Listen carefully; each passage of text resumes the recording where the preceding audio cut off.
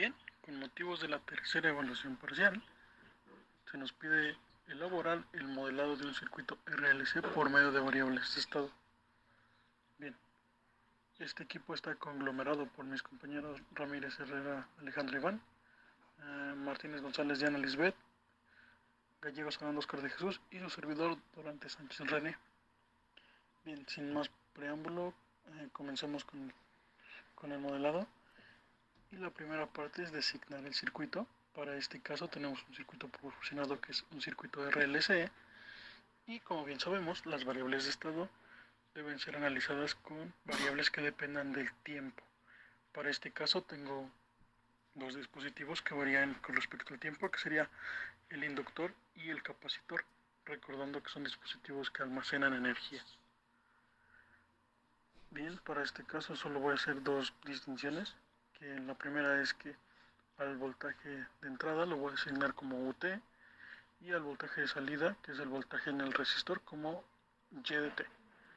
Bien, una vez marcada esta distinción, prosigo a declarar mis variables o mis funciones de estado.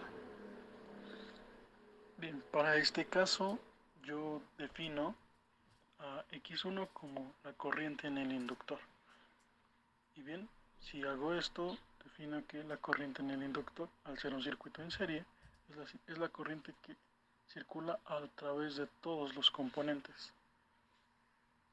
Y este sería X1. X2 sería el voltaje del capacitor debido a que varía con respecto al tiempo. Bien, vayamos con el paso 2. En el segundo paso tendremos que encontrar la primera derivada de X1. Para este caso vamos a utilizar la ley de voltajes de Kirchhoff, que nos indica que la sumatoria de todos los voltajes en malla cerrada es igual a 0.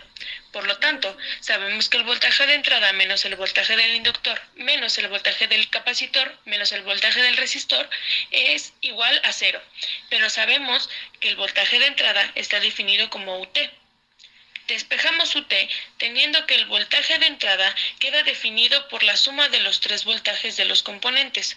Una vez obtenido esto, hay que definirlos en parámetros de X1. Sabemos que X1 está dado por la corriente del inductor, pero este está presente por todo el circuito. Por lo tanto, el voltaje del resistor sería I por R, e I es igual a X1. El voltaje del capacitor está definido como X2 y por último el voltaje del inductor es igual a la inductancia por la derivada de la corriente con respecto al tiempo. Ahí tenemos la primera derivada y obteniendo esto despejamos, como nos los pide en el segundo paso. Y nos queda que la primera derivada de X1 es igual a UT sobre L menos X2 sobre L menos R sobre L por X1. Una vez presentado esto, los dejo con mi compañero Gallegos para explicar el paso 3.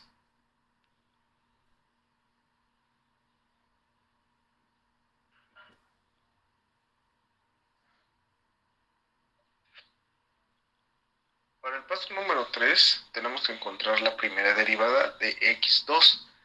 Sabemos que X2 es igual al voltaje del capacitor. Por lo tanto, si la corriente del capacitor es igual a la capacitancia por la derivada del voltaje con respecto al tiempo, tenemos que la corriente sería igual a C por la primera derivada de X2. Si despejamos esta, tenemos que X2 sería igual a 1 entre la capacitancia por la corriente. En el circuito, una vez teniendo esto, podemos pasar al cuarto paso, que es un modelo matricial, y pasarlo todo a un modelo matricial si definimos que las matrices de las primeras derivadas son igual a por xt más la matriz B por ut, y tenemos que ya encontramos los valores x1, la primera derivada de x1 y la segunda derivada de x2. Solo nos queda sustituir la fórmula y nos queda la siguiente forma. En el primer renglón nos queda que menos R sobre L menos 1 entre L, y el segundo renglón nos queda 1 entre C y 0, porque pues no tenemos otro valor en X2, y la matriz B pues solo tenemos valores E, X1. que es 1 sobre L, y en X2 no tenemos interacción y interacción de U, entonces tenemos que U0, bien, para terminar, solo debemos recordar que la función de T estamos encontrando la matriz C, y esta solo está fundada por R, ya que no tenemos otro dispositivo conectado al final. Resumiendo que estas son las matrices obtenidas, tenemos que la matriz A, la matriz B, la matriz C.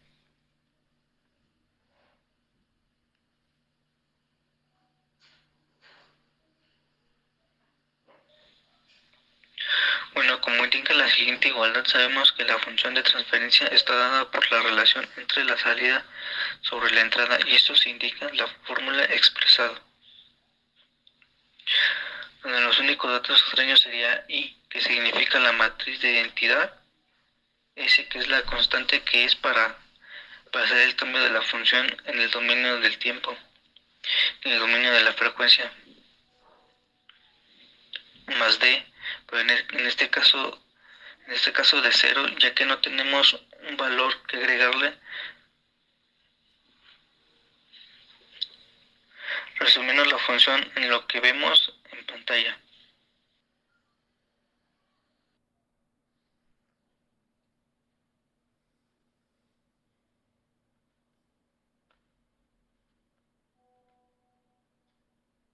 Bien, solo nos resta sustituir, donde tenemos la matriz E, la matriz A y la matriz B.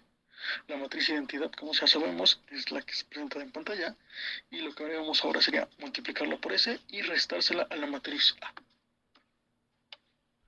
Una vez hecho eso, tenemos que la matriz está lista para poder obtener su inversa y así ser multiplicada por tanto C y B para obtener una función de transferencia.